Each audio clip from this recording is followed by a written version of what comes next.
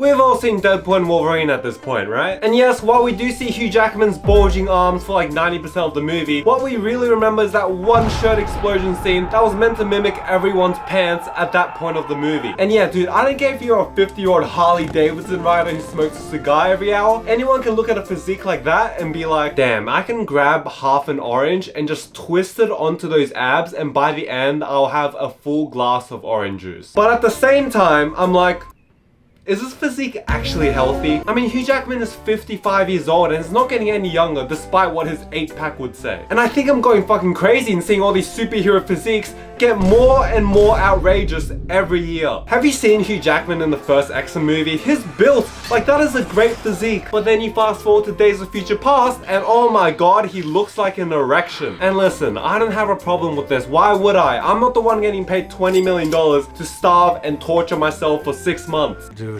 Wendy's with some fries I can get down with, you know what I mean? I like a lot of pizza. But I think the problem comes down to when actors go on Jimmy Kimmel or whatever the fuck and they're like, well Jimmy, I'm glad you asked because all I did was go on this chicken, broccoli and rice diet and worked out twice a day. That's all you need to do to get a physique like this at the age of 60. Like, it is insane to me that the average moviegoer would believe that The Rock has zero enhancements to get a physique like his at his age. Here in the real world, you don't look like The Rock at 50 without taking something. I mean, Jesus Christ, have you seen him in Black Adam? The answer is no, because no one fucking saw Black Adam. But I saw it. It was alright. The Justice Society was pretty cool. And then you see The Rock post some shit like, oh, well, here's my diet to get healthy. It's steak and rice, then chicken and rice, then fish and potatoes, and here's my fucking loaf-long French toast. Look! Look! What the fuck is this? Then the average person will go on Instagram and see that and be like, oh, so that's why he's so huge, because he eats all that and fucking humongous French toast. That makes sense? Bitch, shut the fuck up! Guys, look at him in his 20s and 30s when he was wrestling, when his muscle building hormones would be at its peak. And then compare his size then to now. You're telling me this makes any fucking sense if he was natural? Really? Okay, buddy, okay. And before you rock hard rock ride start defending him in the comments, yes, you're right. The only reason I made this video is because I'm jealous.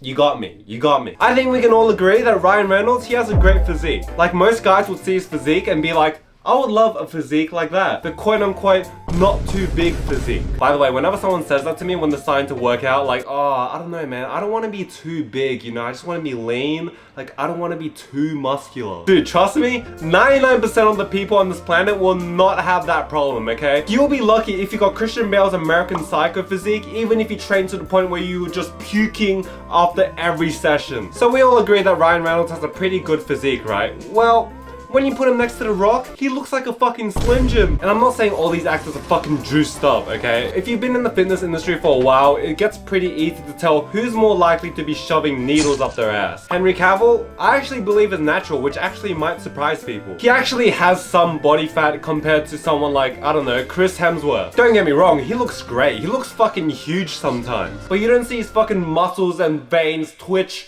after every step. Oh, so Henry Cavill's pretty big, right? Like, in terms of Hollywood, he's definitely up there in size. Alright, let me introduce you to Alan Ritchson, aka the guy who looks like he can grab me with one hand and just twist me into a pretzel. You fellow nerds might also know him as Aquaman from Smallville or Hawk from Titans. And now he's Jack Reacher.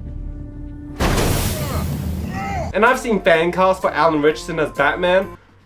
Batman? This guy could play fucking Doomsday and all you need is a can of grey spray paint. And you put Henry Cavill and Alan Richardson side by side, holy shit, Superman just turned into Superboy. I'm exaggerating obviously, but can you see how our standards in our minds are just being slowly contorted? At least Alan Richardson's one of the few actors who are openly honest about his steroid use. Like, that is something that I will always respect. Because listen, I'm not expecting Kumail Nanjiani to go on Jimmy Fallon and be like, oh yeah, I took a needle on my bum for 6 months so I can look good in an MCU movie that won't even get a sequel. You say some shit like that and Mickey Mouse will literally come into your home and kill your whole family. And guess what? Apparently you can't even sue them because you signed up for Disney+. And the crazy thing is, no offense to Mr. Nanjiani because that is an incredible physique, but the movie didn't even do his hard work any service. Like, was there even a shirtless scene? If there was, I don't even remember it. He just looked kind of normal size. Good on Dave Bautista for walking out on this side of Hollywood, because as everyone knows, he is undoubtedly the best actor to come out of the WWE. At that age, it would just take a huge toll on your body to try maintaining the size of your shoulders to stay the size of fucking watermelons. I still think Dave Bautista would be a great Hugo Strange, by the way. But you know what?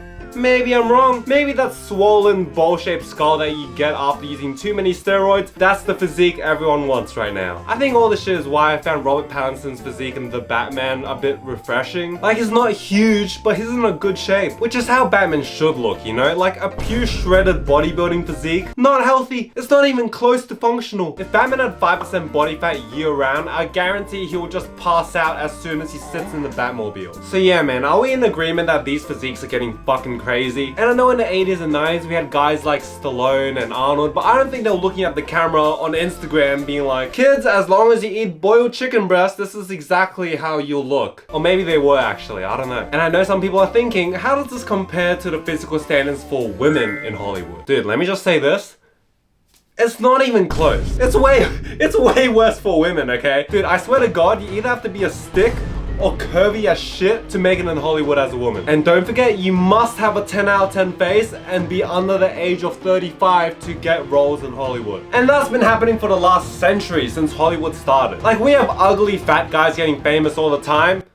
Where are the ugly fat women, people? Anyways, what I'm trying to say is Hollywood's just fucked up overall. I'm sweating my tits out right now. It's very hot in here. So I'm gonna wrap this video up. Check out my second channel for random vlogs. Check out my Instagram. Check out my letterbox. And I'll see you next week.